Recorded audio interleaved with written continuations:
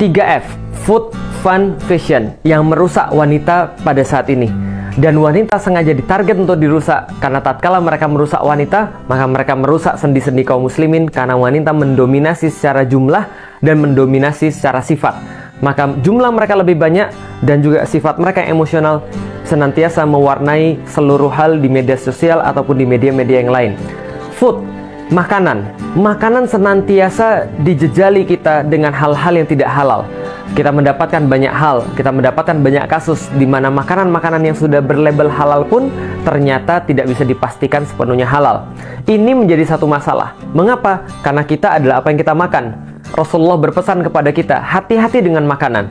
Bahwa makanan yang masuk ke dalam tubuh kita dari sesuatu yang tidak halal, maka akan tumbuh daging-daging yang hanya pantas untuk masuk pada neraka. Maka sifat kita dipengaruhi oleh apa yang kita makan. Maka apa yang kita makan bila itu berbahaya, bila itu tidak halal, maka mempengaruhi ketaatan kita pada Allah Subhanahu wa Ta'ala. Dan yang paling bertanggung jawab di situ adalah wanita.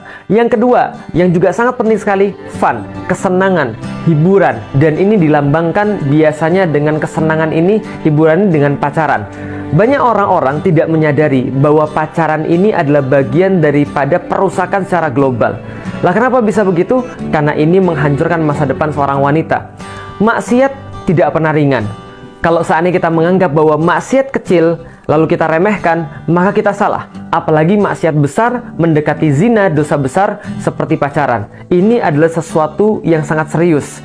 Maka orang-orang menganggap itu penting.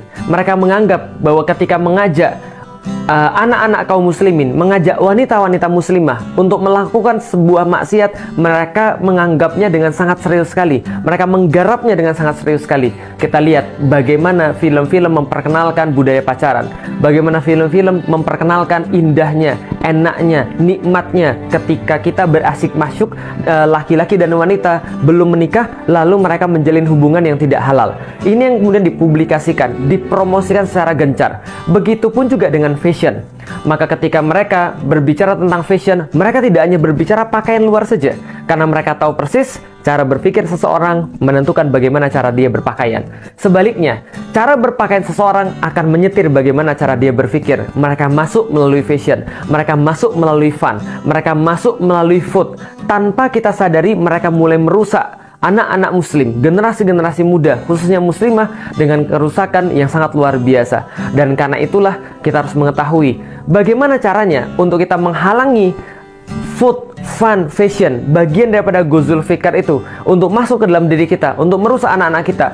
Kuncinya cuma satu, mengkaji Islam. Karena kalau kita tidak mengkaji Islam, apapun bisa masuk kepada kita. Namun ketika kita sudah mengkaji Islam, Islam ketika masuk dalam tubuh kita, dia berfungsi sebagai imunitas. Kita mampu membedakan yang mana yang boleh kita ambil, yang mana yang tidak boleh kita ambil, yang mana yang masih bisa kita sesuaikan, yang mana harus ditolak mentah-mentah. Karena itulah, yuk ngaji. Saya Felix Xiao, Assalamualaikum warahmatullahi wabarakatuh.